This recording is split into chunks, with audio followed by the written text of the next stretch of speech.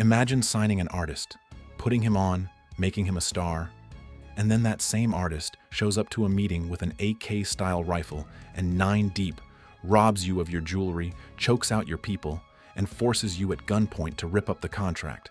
That's not a movie. That's what the Department of Justice says Pooh Shiesty did to Gucci Mane. And the craziest part? He did it all while wearing an ankle monitor. This story is way worse than the headlines are telling you. To understand how insane this is, you need the backstory. Back in 2020, Pooh Shiesty was a young rapper out of Memphis trying to make noise. Gucci Mane saw potential in him and signed him to his 1017 Records label. From that point, Shiesty blew up fast. Back in Blood with Lil Durk hit number 13 on the Billboard Hot 100. His mixtape Shiesty Season debuted at number 3 on the Billboard 200. He made the XXL freshman list.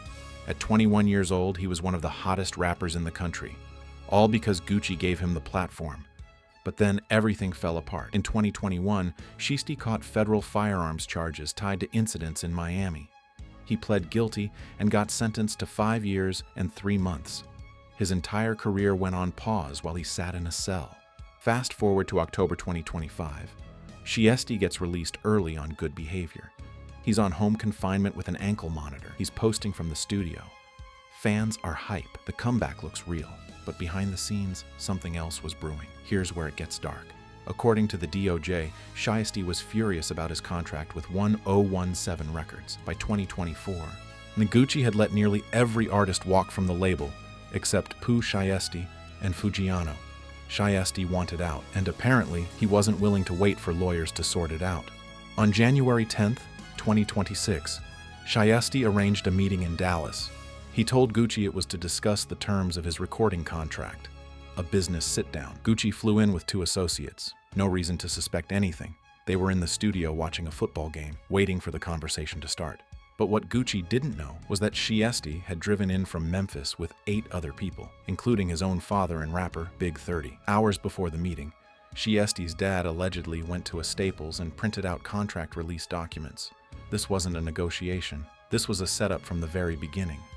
Once everyone was inside, the DOJ says Shiesty pulled Gucci into a separate recording room, and that's when he pulled out an AK-style pistol. He allegedly forced Gucci Mane to sign the release paperwork at gunpoint, then took his wedding ring, his watch, his earrings, and his cash. Meanwhile, the other 8 guys drew weapons on Gucci's associates in the control room.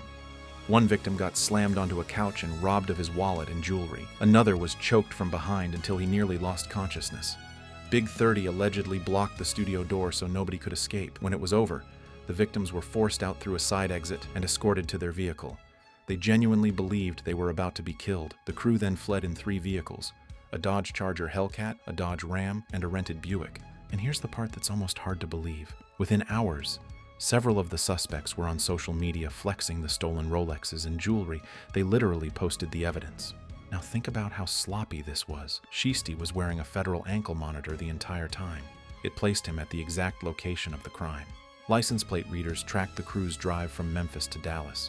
Rental car records showed his father rented one of the getaway vehicles.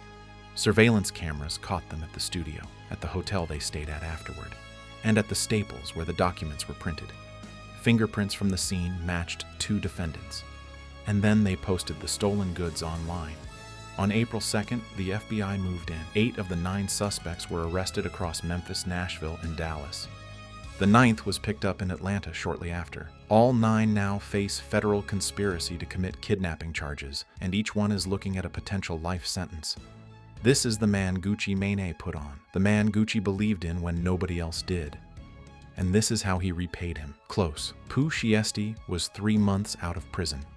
He had a hit record, a fan base waiting on him, and every reason to build a real comeback. Instead, he's facing life behind bars. Over a record contract he probably could have settled with a phone call and a good lawyer. That's not Shiesty, that's just self-destruction. If this story gets crazier, you already know I'm covering it. Subscribe so you don't miss it.